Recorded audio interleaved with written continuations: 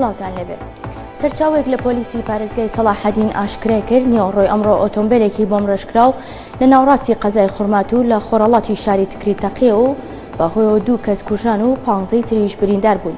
سەرچاوکە بە سۆمەریە نوێزی ڕاگەیان هێزێکی ئەمنی گەورە گەمار و شوێنی ڕووداوەکەی داوە و بریندارەکانیش بۆ نەخۆشخانەیەکی نزیک لە شوێنی ڕووداوەکە گوازراونەتەوە.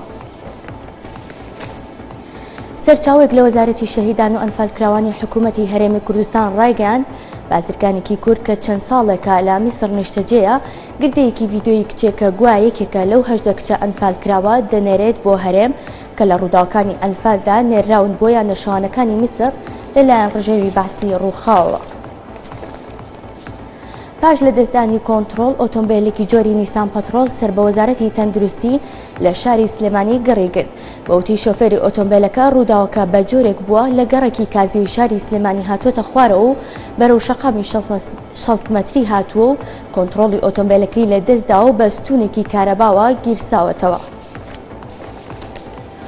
دوای ئاشکرابوونی زانیاری سەبارەت بە هێرشکردنە سەر ناوچەی سەوز لەلایەن گروپە چەکدارەکانەوە سەرچاوێک لە وەزارەتی ناوخۆی عێراق ڕایگەیاند فەرماندەی پرۆسەکانی بەغدا سەرجەم دەروازەکانی بەغدای پایتەختی داخست و ڕێشێنی ئەمنی و توندوتۆڵیشی لەسەر ڕێگە سەرەکیەکان گرتوۆتە بەر. سەرچاوکە بە ماڵپەڕی مەداپرێسی ڕاگەیاند لە بەرەبەیانی ئەمڕۆوە هێزە ئەمنیەکان پشکنینی وردی ئەو ئۆتۆمبیلانیان دەست پێ کردووە کە دێنە ناو شارەکەوە. چەند خاڵێکی نوێی پشکنینیش لە چەند ناوچێکی شاری بەغدا دانراوە. ڕێکخراوی مجاهیدینی خەڵقی ئێرانی ڕایگەیاند ئەمڕۆ 19 لە ئەندامەکانیان لە هێرشێکی هێزە ئەمنیەکانی عێراق بۆ سەر کامپەکەیان لە باکووری بەغدا کوژراون و ژمارەیەکی زۆریش بریندار بوون.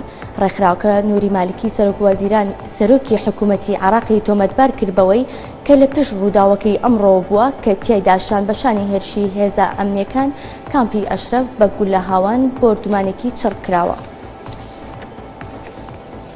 سەرۆکی ئەمریکا بە فەرمی داوا لە کۆنگرێسی وڵاتەکەی کرد ڕەزامەندی پیشاندان لە سەر بەکارهێنانی هێزی سەربازی دژ بە سووریا لەگەڵ پێدانی چواری سەوز تا ڕێگە لە ڕژێمی ئەسەد بگرێ جارێکی تر چەکی کیمیای دژ بە گەلەکەی بەکار نەهێنێتەوە.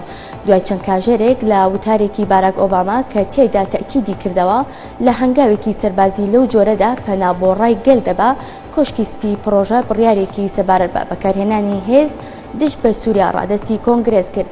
پێداگریشی کرد کە پشتگیریکردنی کۆنگرێس پەیامێکی ڕوون و ئاشکرایە لە هەڵوێستی توندی ئەمریکا سەبارەت بۆ مەسەلەیە. لە کاتێکدا قەیرانی سیاسی لەو وڵاتەدا بەرەو هەڵکشان دەڕوا هەزاران هاوڵاتی لە تونس شەوی ڕابردوو ڕێپێوانیان لە پایتەختی ئەو وڵاتە ئەنجامدا و تیایدا داوایان لە حکوومەت کرد کە لەلایەن ئیسلامیەکانەوە بەڕێوە دەبرێت دەست لە کار بکێشێتەوە. ڕێپێوانەکانیش لەلایەن گروپێکی ئۆپۆزیسیۆن بە ناوی بەرەی ڕزگاری نیشتیمانیەوە بەڕێوە چوو کە تیایدا داوای هەڵۆشانەوەی ئەنجومەنی دامەزراندن کرا کە لە ساڵی 2011دا بەمبەستی نووسینەوەی دەستور هەڵبژێردرا. گەورە سرمایه‌دارێکی عێراقی بڕی 2 ملیۆن دۆلار تەرخان دەکات و بەخشی بە هەر کەسێک کە یارمەتی هێزە ئەمنیەکان بدا بۆ دەستگیرکردن و کوشتنی تۆمەتبار شاکر وەهیب کە چەند ڕۆژێک لەمەوبەر لە تۆمارێکی ڤیدۆییدا دەردەکەوت ژمارەیەک لە شۆفێری ئەو لۆریانە دەکوژێ کە لەسەر ڕێگەی خێرای نێودەوڵەتی نێوان عێراق و ئوردن دەست بەسەری کردوون.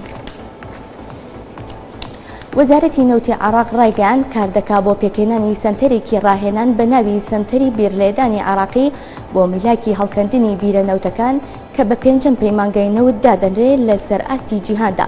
محەممەد حەسەن جێگری ڕاگەری پەیمانگای نەوت لە لێدوانێکیدا بۆ دەستگاکانی ڕاگەاندن ڕایگەیاند پەیمانگاکەیان بەم دوایانە سەنتەری بیر هەڵکەندنی عێراقی کردوتەوە بۆ پێشوازیکردن لە هونەر و کارمەندانی کەرتی نەوتی عێراق لە پسپۆڕەکانی تایبەت بە هەڵکەندنی بیرە نەوت.